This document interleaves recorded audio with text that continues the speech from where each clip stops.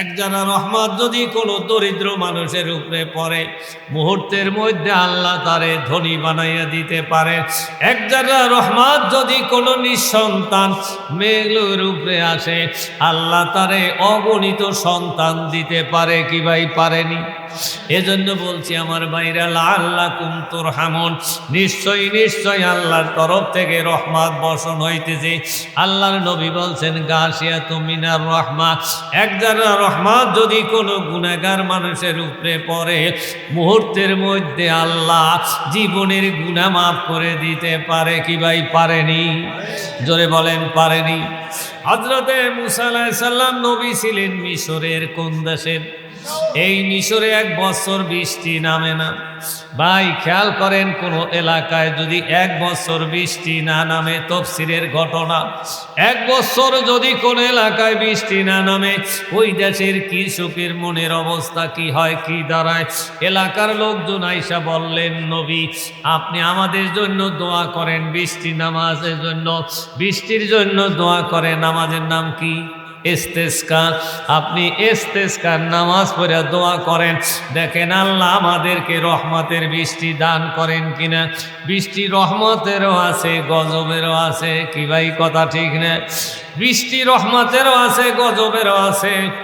কিভাবে রহমতের বৃষ্টি মেয়াসাব দেখেন। আল্লাহ নবী যেদিন বদরে গেলেন যুদ্ধ করার জন্য, রসুলের সাথে সাহাবায়ে কেরামের সংখ্যা হলো 313 জন।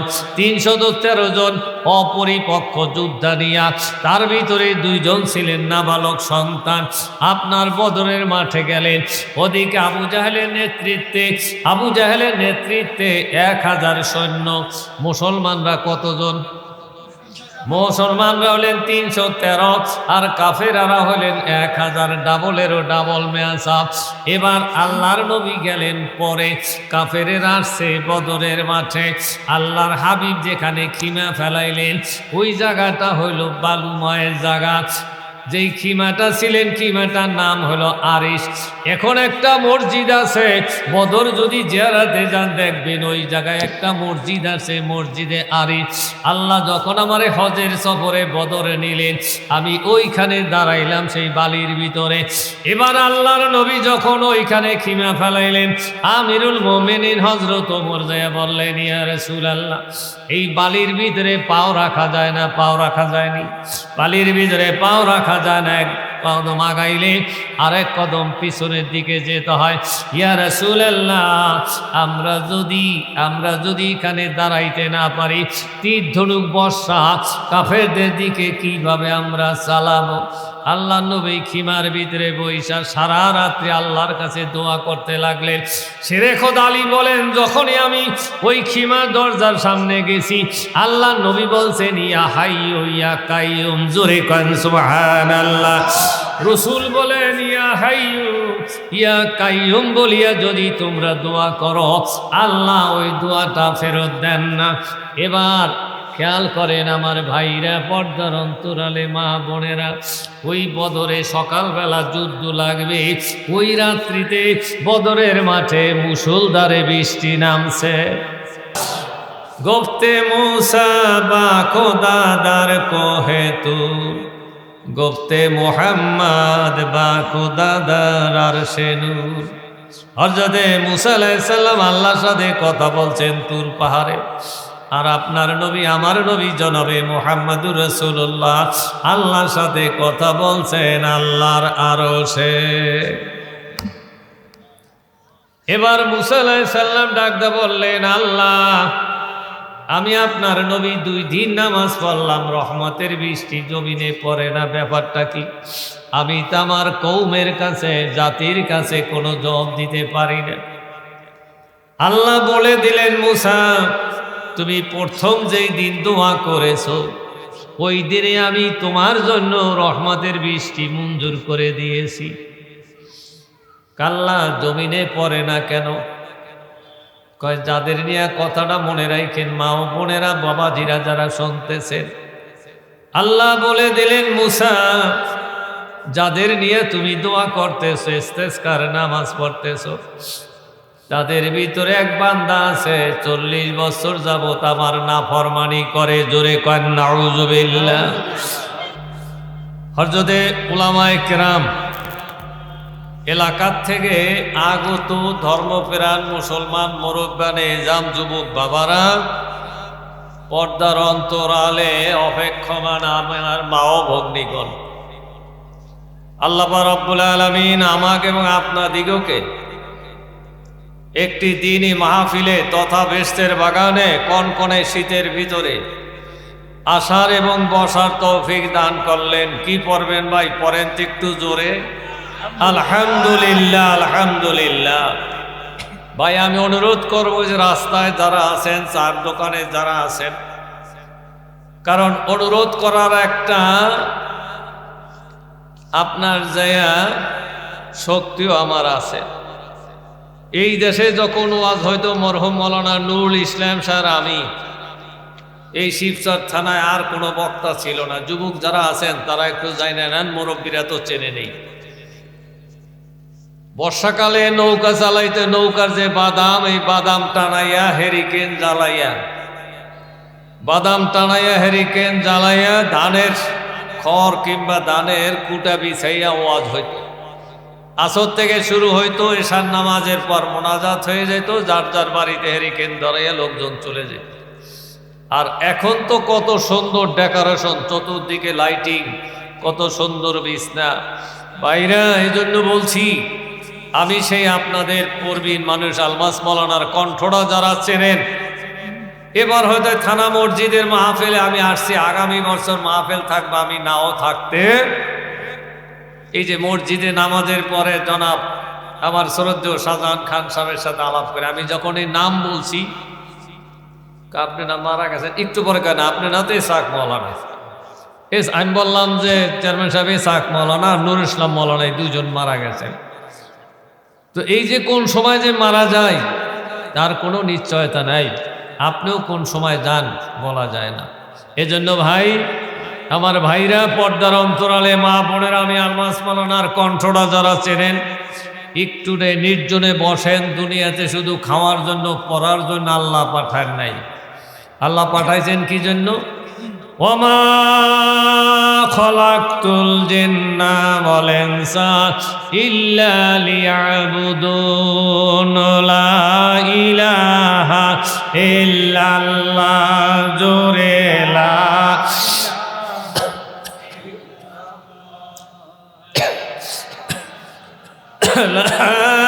ইলাহা ইল্লাল্লাহ মুহাম্মাদুর রাসূলুল্লাহ সাল্লাল্লাহু আলাইহি ওয়াসাল্লাম। আল্লাহ আপনাকে আমাকে দুনিয়াতে পাঠাইছে কি জন্য বলেন তো? ইবাদতের জন্য। কিসের জন্য? ইবাদতের জন্য। আর কিভাবে ইবাদত করব সেই কথাও আল্লাহ কোরআনের মধ্যে বলে দিয়েছে। আপনার জায়গা 9 জিলহজ, কত তারিখ? জবাব দিন আমার সাথে ভাই। এক হাতে তালি বাজে, এক হাতে তালি বাজে না। বক্তা এবং শ্রোতা উভয় মিলিয়ে ওয়াজ না করলে ওয়াজ করাও যায় না, ওয়াজ বুঝাও যায় না। এজন্য আপনারা কিন্তু কথা বলবেন, হ্যাঁ বলবেন, না বলবেন, যেখানে যেটা বলা দরকার এইটাই হবে। আপনাদের তরফ থেকে ওয়াজ দেখা নাও হতে পারে। আল্লাহু আকবার। আল্লাহর নবী বললেন, আগামী বছর তোমাদের সাথে আমার দেখা নাও হতে পারে। 1,24,000 সাহাবায়ে কেরাম আরাফাতের মাঠে, সবাই এহরাম পরা, একটা সাদা কাপড় পরা আর একটা সাদা কাপড় গায়ে, সবাই এহরাম পরা আরাফাতের মাঠে। কান্না রোল পড়ে গেল। সবাই চিন্তা করছেন, আগামী বছর রসুল যদি আরাফাতের মাঠে না আসে তাহলে তো রসুল দুনিয়াতে থাকবেন না। আরাফাতের মাঠে যখন কান্নার রোল পড়ে গেছে, আল্লাহর হাবিব বলেন, সাহাবায়ে কেরাম কেন তোমরা কাঁদতেছ? আবু বকর সিদ্দিক বলেন, ইয়া রাসূলুল্লাহ, আপনি আগামী বছর যদি না থাকেন, শয়তানে ওয়াসওয়াসা দিয়া, শয়তানে কুমন্ত্রণা দিয়া নফসের কায়েসে পড়িয়া, দলে পড়িয়া, মেলে পড়িয়া, চালে পড়িয়া, বিভিন্ন কায়দায় পড়িয়া হুজুর আমরা তো ঈমান রক্ষা করতে পারবো না, আমরা তো ঈমান হারা হইয়া যাব। আল্লাহর হাবিব বললেন, কান্দিও না, চিন্তা করিও না, তারাক্তু ফিকুম আমরাইনে লান তাদিল্লু মা তামাসসাকতুম বিহিমা কিতাবাল্লাহি ওয়া সুন্নাত রাসূলিহি আও কামা ক্বালা আলাইহিস সালাতু ওয়াস সালাম। আল্লাহর হাবিব বলেন, আমি দুইটা জিনিস তোমাদের মাঝে রাইখা যাইতেছি। কয়টা জিনিস? দুইটা জিনিস তোমাদের মাঝে রাইখা যাইতেছি। একটা হলো আল্লাহর কালাম পবিত্র কোরআন শরীফ, আর একটা হলো আমি নবী মুহাম্মদুর রাসূলুল্লাহর হাদিস বা সুন্নাহ। এই কোরআন আর হাদিস যদি তোমরা আঁকড়ে ধরতে পারো, কঠিন কালো তোমরা পথভ্রষ্ট হবা না। এজন্য বলছি আমার বাবাজিরা, পর্দার অন্তরালে মা বোনেরা, আমি আলমাস বলনার কণ্ঠটা যারা শোনেন, আল্লাহর নবী দুইটা জিনিস রাইখা গেছে। একটা হলো পবিত্র কোরআন শরীফ, দ্বিতীয়টা হলো রসুলের হাদিস। এই কোরআন থেকে কিছু আলোচনা করব। আল্লাহর নবী বলছেন, আফজালুল ইবাদাতে তিলাওয়াতুল কোরআন। তোমাদের মধ্যে ফরজ ইবাদতের পরে সবচেয়ে উত্তম ইবাদত হলো কোরআন তেলাওয়াত।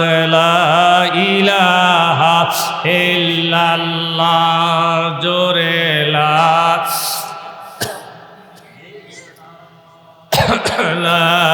ইলাহা ইল্লাল্লাহ, লা ইলাহা, লা ইলাহা ইল্লাল্লাহ মুহাম্মাদুর রাসূলুল্লাহ। ভাই কথা কি বোঝা যায়? কারণ আমি কিন্তু 11 দিন ছিলাম হাসপাতালেই বলা চলে।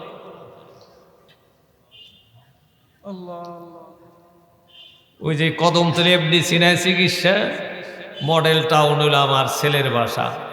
সকাল বিকাল ডাক্তারের কাছে যাইতাম, ছেলের বাসায় থাকতাম। জ্বর হইল ডেঙ্গু, এজন্য খুবই অসুস্থ। মাঝখান দিয়া ওই অসুস্থতার জন্য আমি 4-5টা প্রোগ্রামে যোগদান করতে পারিনি। আল্লাহ রাব্বুল আলামিন একটু সুস্থ করছে বিদায় আপনাদের মাঝে আসতে পারছি। এবার আসেন কোরআন সম্পর্কে আল্লাহ কি বলছেন। ওয়াইজা কুরিয়াল কোরআন ফাসতামিউ লাহু ওয়া আনসিতু লাআল্লাকুম তুরহামুন। আল্লাহু আকবার বলেন। আল্লাহ বলেন, যখন তোমাদের সামনে কোরআন তেলাওয়াত করা হয়, কোরআনের দর্স হয়, কোরআনের তাফসীর হয়, দুইটা শর্ত রক্ষা করবে। কয়টা শর্ত? দুইটা শর্ত রক্ষা করবে। একটা হলো কান লাগাইয়া শুনবে, দ্বিতীয়টা হলো চুপ করিয়া থাকবে।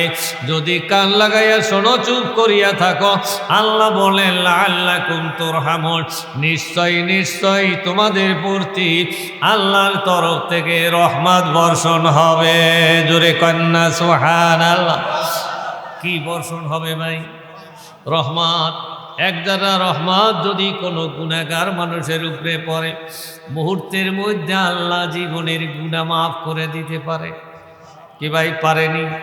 এক যারা রহমত যদি কোনো দরিদ্র মানুষের উপরে পড়ে, মুহূর্তের মধ্যে আল্লাহ তারে ধনী বানাইয়া দিতে পারে।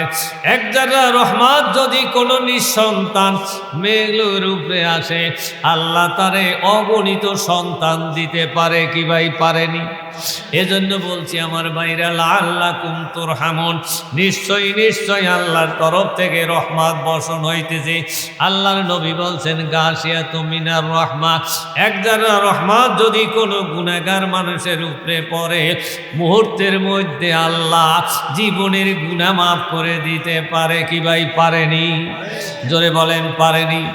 হযরতে মূসা আলাইহিস সালাম নবী ছিলেন মিশরের কোন দেশের? এই মিশরে 1 বছর বৃষ্টি নামে না।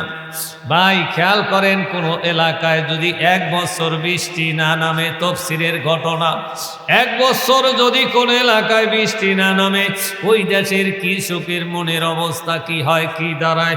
এলাকার লোকজন আইসা বললেন, নবী আপনি আমাদের জন্য দোয়া করেন, বৃষ্টি নামাজের জন্য, বৃষ্টির জন্য দোয়া করেন। নামাজের নাম কি?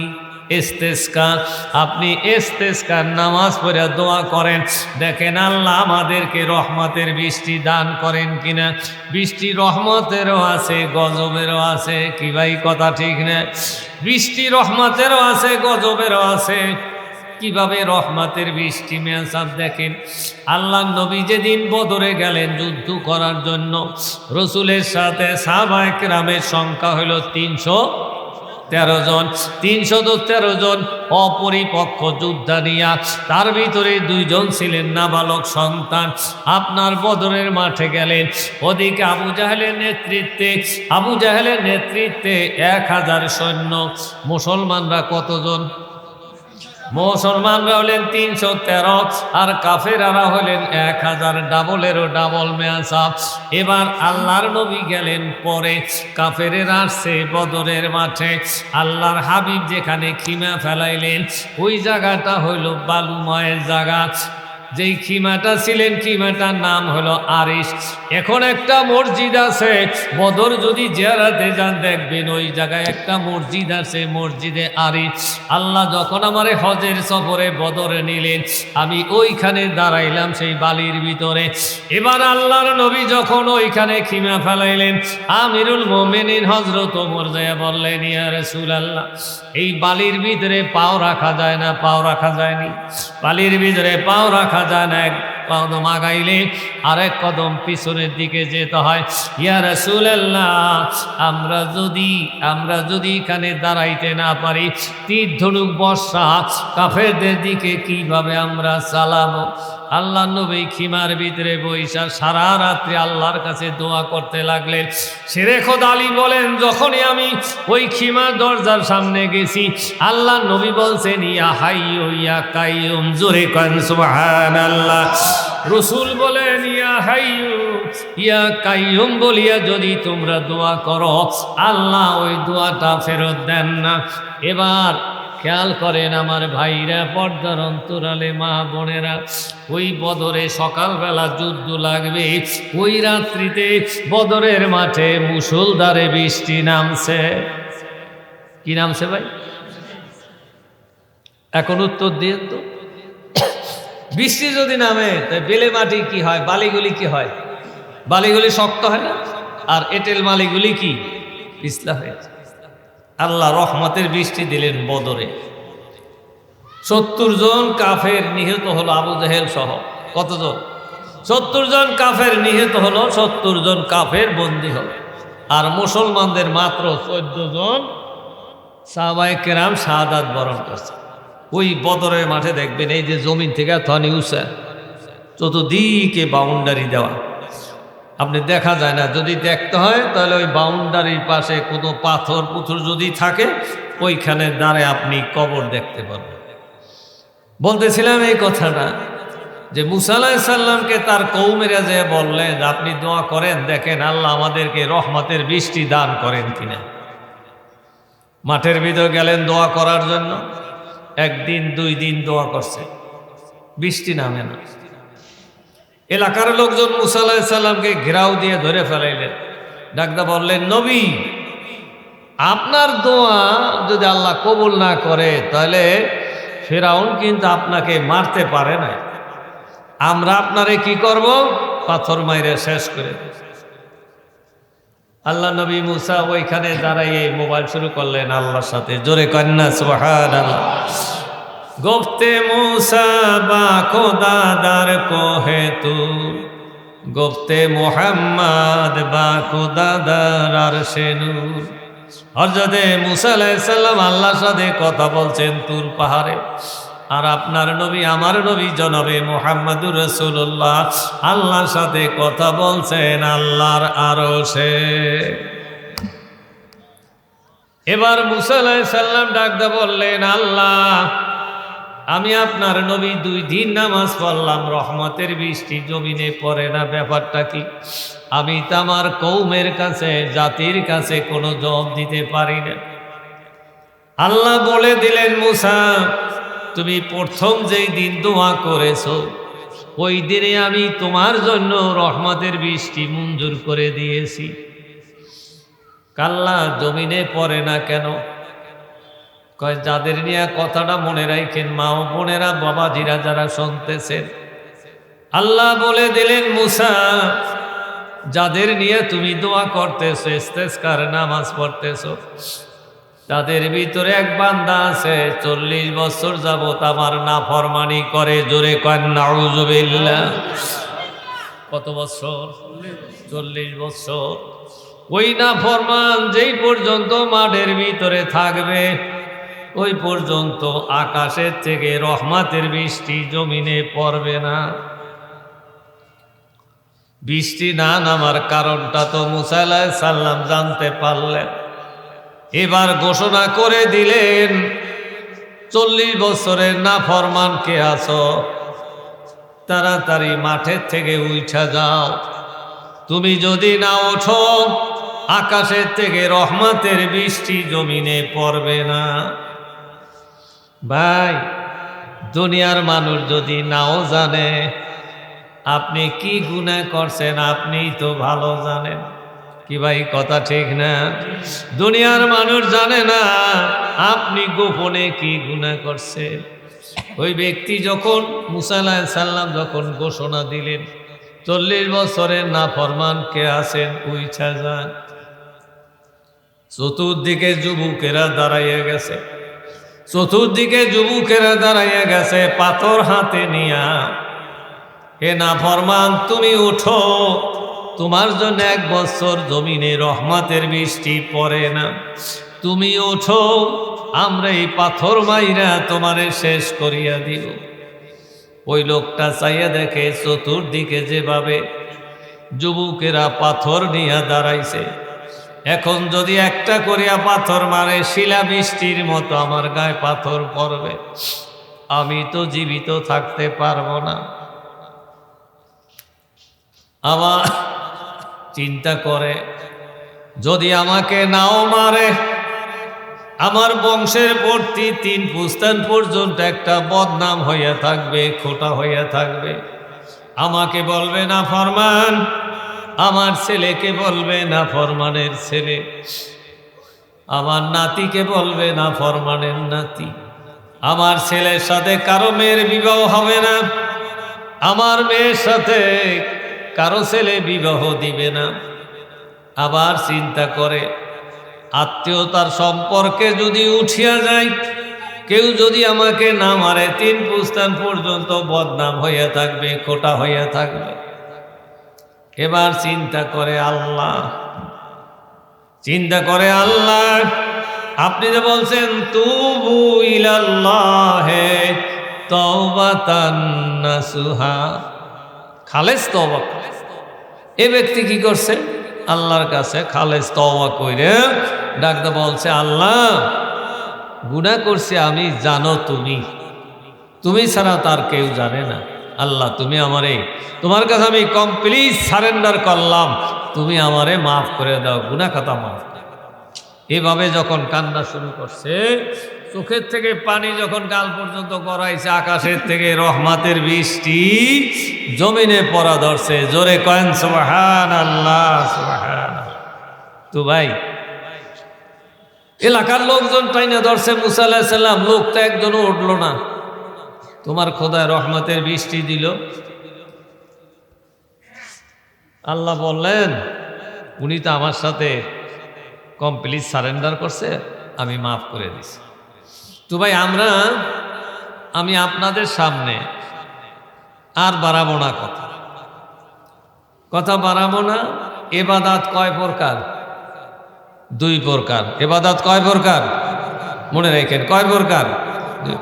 একটা হলো মালের ইবাদত, একটা হলো জানের ইবাদত। একটা মালের ইবাদত, আরেকটা কি? জানের ইবাদত। আল্লাহ বলছেন, হাল আদুল্লুকুম আলা তিজারাতিন তুনজিকুম মিন আযাবিন আলিম তুমিনুনা বিল্লাহি ওয়া রাসূলিহি ওয়া তুজাহিদুনা ফি সাবিলিল্লাহি বিআমওয়ালিকুম ওয়া আনফুসিকুম। আল্লাহ বলেন যে তোমরা আমার রাস্তায় জিহাদ করো 2টা জিনিস দিয়া, একটা হলো মাল দিয়া, আরেকটা হলো কি দিয়া? জান দিয়া। মালের কথাটা আল্লাহ আগে বলছে। তা আমি আপনাদের কাছে সংক্ষিপ্ত একটা কথা বলবো, এই যাদেরকে আল্লাহ মাল দিছে, দুনিয়াতে তো চিরদিন মাল রাখতে পারবেন আপনি? ইজা মাতাল ইনসানু ইনকাত আমালুহু ইল্লা মিন সালাসাতিন ইল্লা মিন সাদকাতিন জারিয়াতিন। মানুষ যখন মৃত্যুবরণ করবে সমস্ত নেক আমল বন্ধ হয়ে যাবে, কিন্তু যদি সদকায়ে জারিয়া, এই যে দ্বীনি মাহফিল, এই মাহফিলে যদি টাকা পয়সা দিয়া আপনি যদি সহযোগিতা এজন্য বলছি আপনাদের কাছে যে এই যে আপনার জায়গা কিছু টাকা পয়সা ধন সম্পত্তি, এটা আল্লাহ, আমি কিন্তু চাই না আপনাদের কাছে, আমি কিন্তু এখন চাবো না, আমি খালি বইলা দিয়ে যাইতেছি যে যেহেতু এবাদাত দুই প্রকার, একটা মালের এবাদাত, একটা জানের এবাদাত। আমরা এখানে বৈশা বৈশা জিকির আজকার তসবিহ তাহলিল পড়ব, এটা হলো আপনার আমার জানের এবাদাত। আর আরেকটা এবাদাত মালের, এই আপনারা যারা পারি টাকা পয়সা ধন সম্পত্তি আল্লাহ যাদেরকে দিছেন তারা কি করব, নেক কাজের জন্য বেশি বেশি করিয়া দান করব। রাজি আছি তো ভাই? সুবহানাল্লাহ।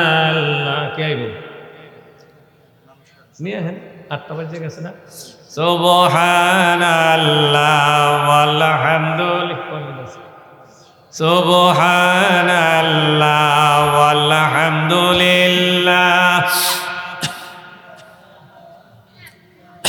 লা ইলাহা ইল্লাল্লাহ মুহাম্মাদুর রাসূল। ভাই আমল সে বলতি হয় জান্নাত ভি জাহান্নাম ভি। আমলের দ্বারাই মানুষ জান্নাতি, আমলের দ্বারাই মানুষ কি জাহান্নাম। তো এই যে আপনি একজন 40 বছরের নাফরমানকে আল্লাহ তওবা করার উসিলায় মাফ করে দিয়েছে, আর আমরা উম্মতি মুহাম্মাদে আমরাও যদি আল্লাহর কাছে আখেরি মুনাজাতের পূর্বে আমরা যদি দোয়া পড়তে পারি, তওবা করতে পারি, আল্লাহ আপনার আমারে মাফ করবে না ভাই? এ ভাই মাফ করবে না? জোরে কর।